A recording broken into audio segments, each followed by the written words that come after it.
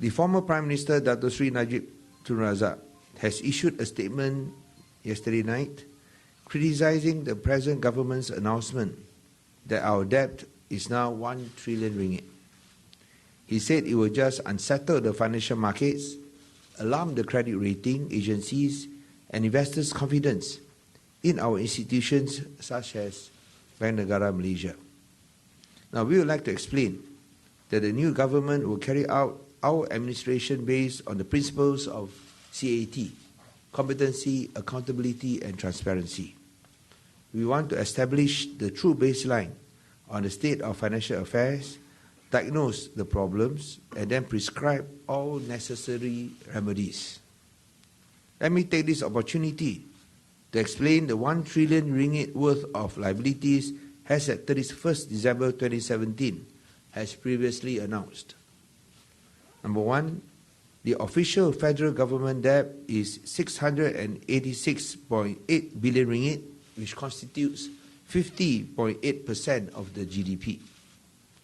Two, in addition, the government is already committed to pay for government guarantees for various entities who are unable to service their debts. This amounts to 199.1 billion ringgit, or 14.6% of GDP.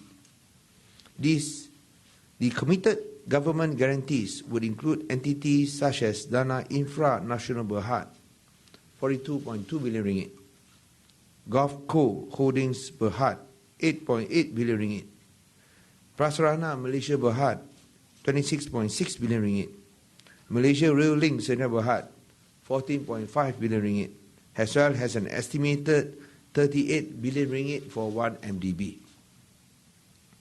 Based on the two items above, the federal government debt would amount to 885.9 billion ringgit.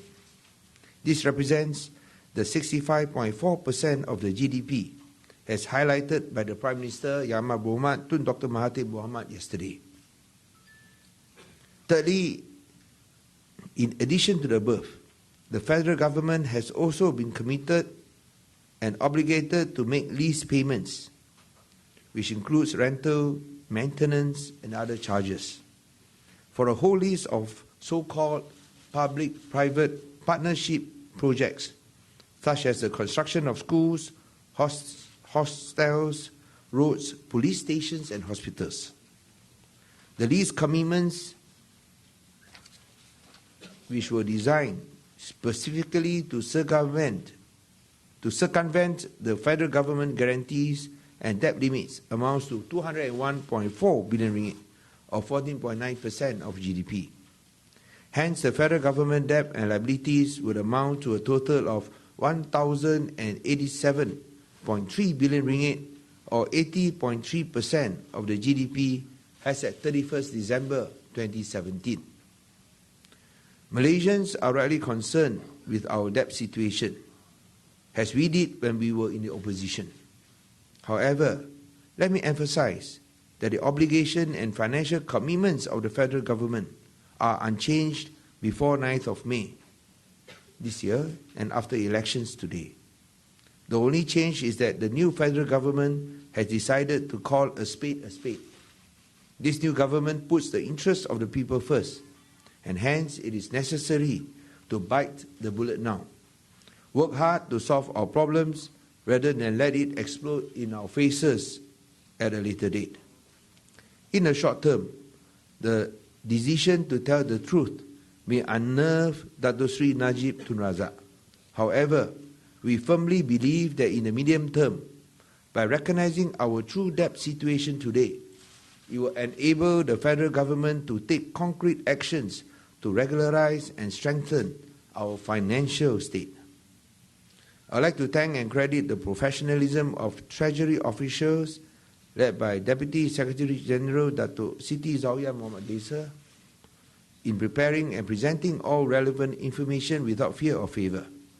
This was done without any interference from politicians attempting to manipulate the figures and hide our real debts and obligations.